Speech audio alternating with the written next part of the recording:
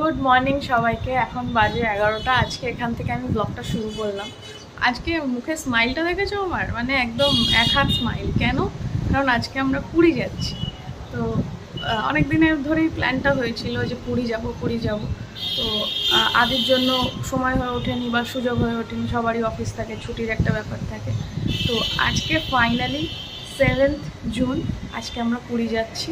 তো আমি সকাল সকাল উঠে গেছি আজকে, এখন 11টা বাজে। তার আগে আমি যা আর কি ট্রেনে খাবার নেব সেগুলো ম্যারিনেট করে রেখে এসেছি। এখন পুজো দিতে এসেছি, পুজোটা দিয়ে আদিকে খাওয়াবো। আদি এখনও ঘুমাচ্ছে, ওকে তুলে ওকে খাওয়াবো। তো চলো এখান থেকে ব্লগটা শুরু করি। আজকে আমরা আমাদের এই জার্নিটায় তোমরাও আমাদের সাথে থেকো। তো এখন আমরা রেডি হব, এই যে চলে এসছে।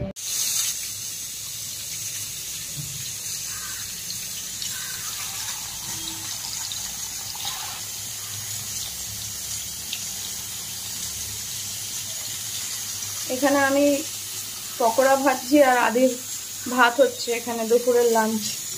এরপরে রাইস করব, আর মা ওখান থেকে মাটন একটু কষা করে নিয়ে আসবে। তো এটাই আমাদের আজকের ট্রেনের ডিনার হবে। অলমোস্ট আমাদের ফাইনাল প্যাকিং ডান। মোটামুটি আদির জন্য লাস্ট মোমেন্টে যা যা দরকার সেগুলো সবই নিয়ে নিয়েছি, ওকে খাওয়ালাম। এখন আমরা রেডি হব, 6টার সময় আমাদের গাড়ি আসবে, সেই গাড়ি করে একসাথেই সবাই মিলে যাব। তো এই ট্রিপে আমরা যাচ্ছি, আমার বাবা মা যাচ্ছে আর আমার বড় ননদ মানে বদ্দিরা যাচ্ছে, 3 জন।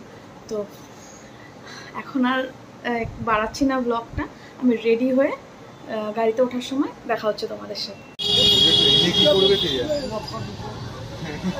এই হাই কর, হাই।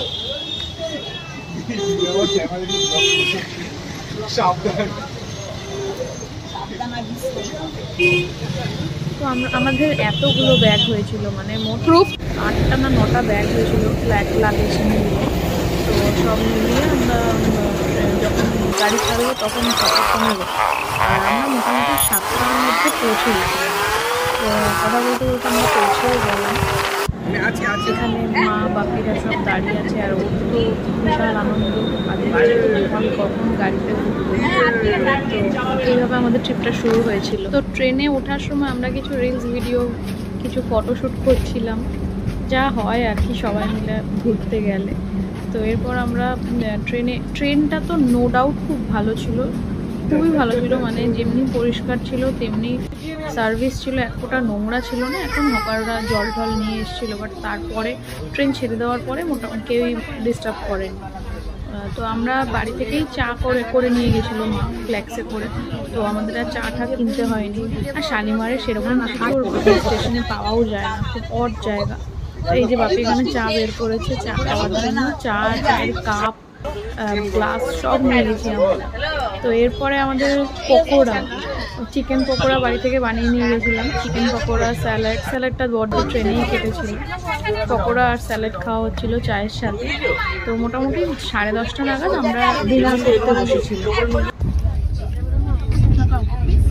খাচ্ছিলাম। আর মামনি নিয়ে গেছিলো ভাত আর মাছের ঝাল এইসব, কারণ মামনি মাটন খায় না। তো ভাত আর মাছের ঝোল, রুটি এইসব নিয়ে গেছিলো। তো মোটামুটি আমাদের খাওয়া দাওয়া একদম জমে গেছে। মাটন খাচ্ছি।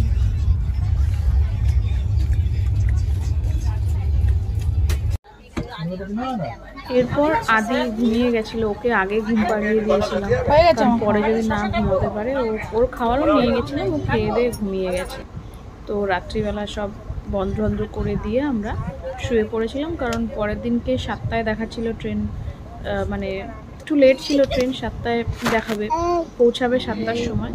তো তার জন্য মোটামুটি আমরা একটু ভালো ঘুমিয়ে দিয়ে নিয়েছিলাম। গুড মর্নিং করো, গুড মর্নিং করো, গুড মর্নিং।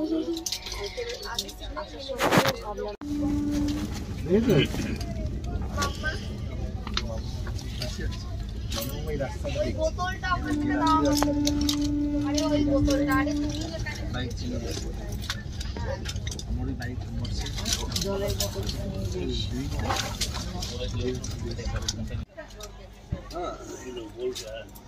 বদি